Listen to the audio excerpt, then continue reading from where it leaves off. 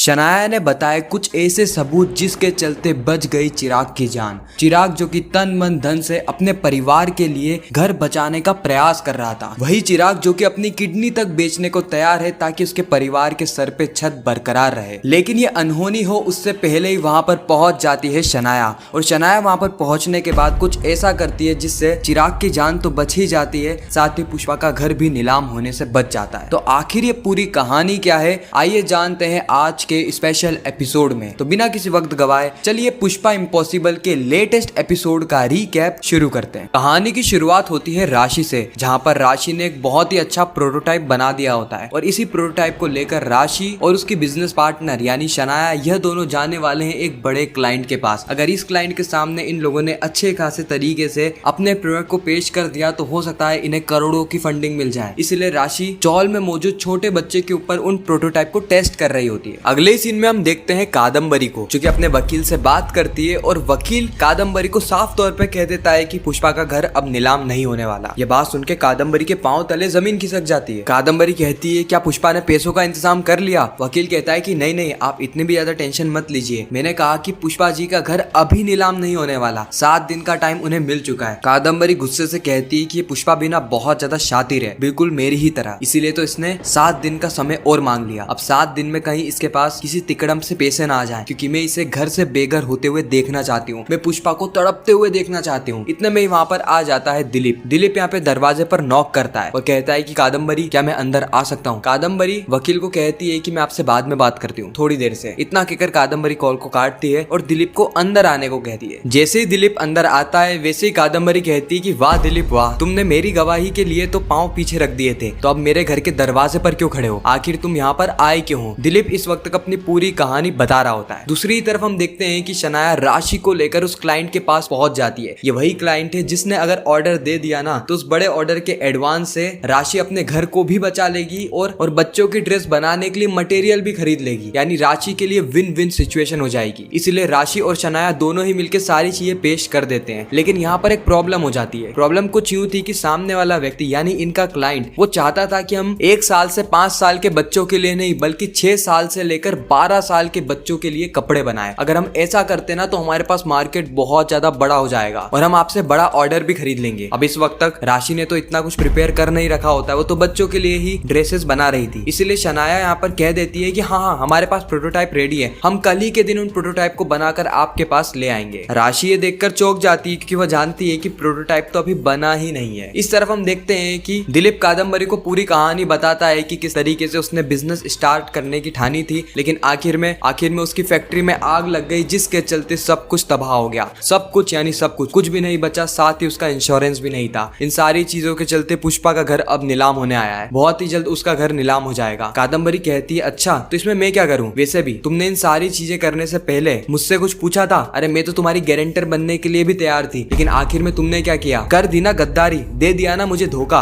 Court में मेरे लिए गवाही ना देकर तुमने बहुत बड़ी गलती कर दी है दिलीप, लेकिन फिर भी मैं तुम्हें मौका देती हूँ। यहाँ पर एक कमरा है, मैं तुम्हें रहने के लिए दे दूंगी, लेकिन फ्री में नहीं दूंगी, मुझे भाड़ा चाहिए रहेगा। दिलीप कहता है कि मैं कुछ भी करने के लिए तैयार हूँ, बस मुझे अभी छत चाहिए, किसी भी कीमत पे छत चाहिए, नहीं तो ये डिफॉल्टर और बेरोजगार दिलीप को कहीं पर रहने के लिए जगह नहीं मिलेगी। और तुमने तो कहा था ना कि तुम मुझे समझती हो। कादम्बरी कहती है चलो ठीक है। उसके बाद कादम्बरी दिलीप को पीछे वाले कमरे की तरफ भेज देती है। कादम्बरी मनी मन में सोचती है कि क्या मुझे दिलीप पर भरोसा करना चाहिए, क्योंकि पहले भी इसने पुष्पा के लिए मुझसे गद्दारी कर दी थी, तो हो सकता है कि ये आगे भी गद्दारी करते। इस तरफ हम दिलीप की आंखों में देखते हैं, जिसकी आंखों में साफ तौर पे नजर आ रहा है कि वो यहाँ पर घर के लिए तो नहीं आया था, वो यहाँ पर आया था किसी और चीज के लिए, और यहाँ पर शायद से वो कादम्बरी को बर्बाद करने के लिए आया। इस तरफ जब राशि और शनाया दोनों ही ऑटो में बैठकर जा रहे होते हैं, उसी वक्त राशि का पेट बहुत जोर से दुखने लगता है। अब क्योंकि राशि प्रेग्नेंट है इसलिए शनाया राशि को तुरंत हॉस्पिटल में ले जाती है, लेकिन हॉस्पिटल में जाने के बाद पता चलता है कि यहाँ पर तो कुछ और ही प्रॉब्लम थी, लीवर पेन नहीं था। इसलिए घर पे कॉल करके शनाया सारी की सारी जानकारी दे देती है। कुछ समय के बाद यह लोग घर पे पहुंचते हैं, जहाँ पर राशि और शनाया ये दोनों ही पूरी कहानी बताते हैं कि आखिर उस क्लाइंट को चाहिए क्या। दीप्ति को ये बिल्कुल भी पसंद नहीं आता, क्योंकि दीप्ति चाहती है कि 5 साल के बच्चों के लिए ही कपड़े बनाए जाए, ना कि 6 से 12 साल के लिए। लेकिन पुष्पा इन दोनों को मोटिवेट करती है और कहती है कि पूरा परिवार तुम्हारी मदद करने की कोशिश करेगा। कुछ समय बाद हम देखते हैं कि पूरा ही परिवार रात को बैठकर इन दोनों की मदद कर रहा होता है, शनाया की और राशि की। सिर्फ एक व्यक्ति था जो कि इनकी मदद नहीं कर रहा था, और वो व्यक्ति और कोई नहीं बल्कि दीप्ति थी। दीप्ति को ये चीजें पसंद नहीं है कि शनाया इस घर में घुल मिल रही है। इस तरफ चिराग मन ही मन में सोचता है कि कल मैं भी बहुत बड़ी चीज करने जा रहा हूँ गणपति बापा, आप बस मेरी मदद करना, बस आप मेरी मदद करना। और हम सभी जानते हैं कि चिराग करने क्या जा रहा है, चिराग अपनी किडनी बेचने जा रहा है, लेकिन उससे पहले ही एक बड़ी चीज होगी जिससे पूरी कहानी पलट जाएगी। तो यही कहानी हमें आने वाले एपिसोड में देखने को मिलने वाली है। आप कितने ज्यादा एक्साइटेड है आने वाले एपिसोड्स को लेकर कमेंट सेक्शन में जरूर बताना। बाकी मैं मिलता हूँ आप सभी से किसी नेक्स्ट इंटरेस्टिंग वीडियो में, जब तक के लिए गुड बाय।